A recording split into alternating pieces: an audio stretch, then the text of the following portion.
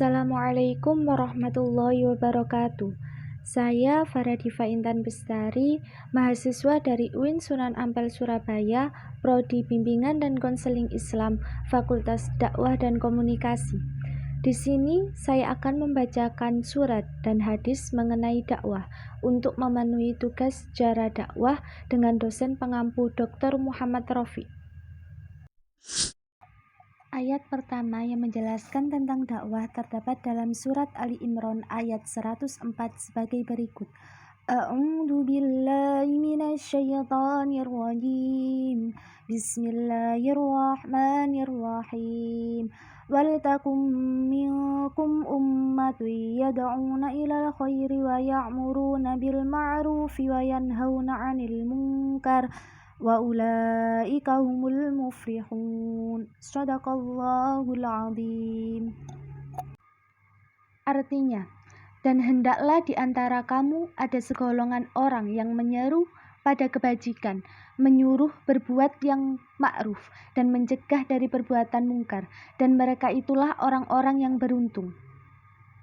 Isi kandungan surat Ali Imran ayat 104 ini menjelaskan bahwasannya Allah Subhanahu wa Ta'ala memerintahkan manusia untuk mengajak pada kebaikan, menyeru untuk berbuat ma'ruf dan mencegah perbuatan mungkar, di mana perilaku inilah yang menjadi tolak ukur dalam berdakwah. Ayat kedua yang menjelaskan tentang dakwah terdapat dalam surat An-Nahl ayat 125 sebagai berikut. A'udzu billahi minasyaitonir rajim. Bismillahirrahmanirrahim. Ud'u ila sabili rabbika bil hikmati wal mau'izatil hasanati wajadilhum billati hiya ahsan. Inna rabbaka huwa a'lamu bima dalla an sabilihi wa huwa a'lamu bil muhtadin. Shadaqallahul azim.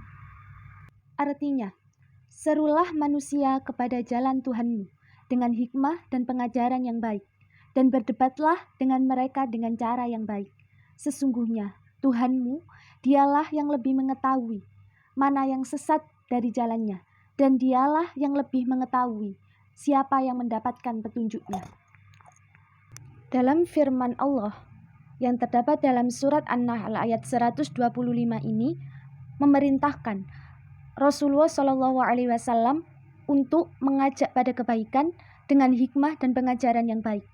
Namun perintah ini bukan hanya ditujukan kepada Rasulullah Shallallahu Alaihi Wasallam saja, namun kepada seluruh umat manusia lainnya untuk selalu melakukan kebaikan dengan hikmah dan pengajaran yang baik. Ayat ketiga yang menjelaskan tentang dakwah terdapat dalam surat Al-Qasas ayat 87 sebagai berikut. A'udzu billahi minasyaitonir rajim. Bismillahirrahmanirrahim. Wala yasuddunaka an ayatillahi ba'da id unzilat ilaika wad'u ila rabbika wala takunanna minal musyrikin. Shadaqallahul azim. Artinya, dan jangan sampai mereka menghalang-halangi engkau Muhammad untuk menyampaikan ayat-ayat Allah setelah ayat-ayat itu diturunkan kepadamu, dan serulah manusia untuk beriman kepada Tuhanmu, dan janganlah engkau menjadi orang-orang musyrik. Isi kandungan surat Al-Qasas ayat 87 ini adalah bahwasannya Allah Subhanahu wa Ta'ala memerintahkan Rasulullah Shallallahu Alaihi Wasallam untuk tidak mengindahkan tipu daya kaum kafir dan jangan sekali-kali terpengaruh sehingga mereka berhasil menghalang-halangi dalam penyampaian ayat-ayat Al-Quran. Pada akhir ayat ini, Allah juga memerintahkan Rasulullah Shallallahu Alaihi Wasallam untuk tidak meninggalkan dakwanya dan selalu menyampaikan risalahnya kepada orang musyrikin. Hadis pertama yang menjelaskan tentang dakwah terdapat dalam hadis riwayat Imam Bukhari sebagai berikut. Bismillahirrahmanirrahim. An Abdillah ibni Amr anna Nabi sallallahu alaihi wasallam qala ballighu anni walau ayah wa haditha an bani Israila wala haraj wa man kadzdzaba alayya muta'ammida falyatabawwa maq'adahu minnar. Shadaqallahul azim. Artinya, dari Abdullah bin Amr bahwa Nabi Muhammad sallallahu alaihi wasallam bersabda, sampaikanlah dariku walaupun hanya satu ayat, ceritakanlah apa yang telah aku beritahukan mengenai Bani Israel. Karena demikian itu tidak berdosa. Dan barang siapa sengaja berdusta tentang aku, kelak tempatnya di neraka. Dalam hadis ini, Allah Subhanahu wa Ta'ala memerintahkan seluruh umat Muslim untuk menyampaikan ajaran Islam yang telah dibawa Rasulullah SAW kepada orang lain, walaupun hanya satu ayat. Hadis yang kedua membahas tentang dakwah, terdapat dalam hadis riwayat Imam Muslim sebagai berikut. Bismillahirrahmanirrahim. An Abi Sa'id Khudri radhiyallahu an qala sami'tu Rasulullah sallallahu alaihi wasallam yaqulu man ra'a minkum munkaran falyughayyirhu bi yadihi fa illam yastati' fa bi lisani fa illam yastati' fa bi qalbi wa dzalikal ad'aful iman. Shadaqallahul azim. Artinya, dari Abu Sa'id Al-Khudri radhiyallahu an, dia berkata, aku mendengar Rasulullah Shallallahu Alaihi Wasallam bersabda, barang siapa di antara kalian melihat kemungkaran, hendaknya dia ubah dengan kekuasaannya. Kalau dia tidak mampu, maka dia ubah dengan lisannya. Dan kalau dia tidak mampu, maka dia ingkari dengan hatinya. Dan inilah selemah-lemahnya iman.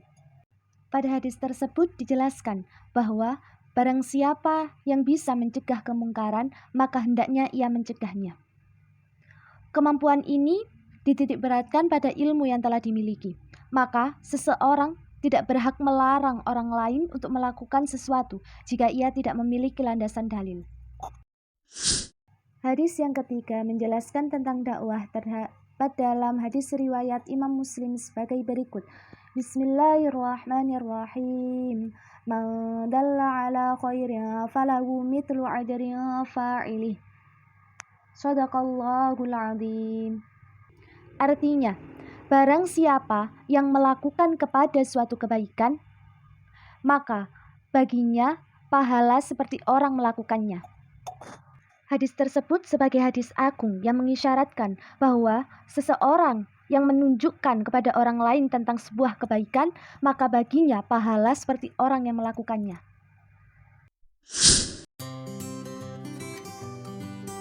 Sekian dari saya, terima kasih. Bila mana ada kata atau perbuatan saya yang kurang berkenan, saya mohon maaf yang sebesar-besarnya. Allahu a'lam. Wassalamualaikum warahmatullahi wabarakatuh.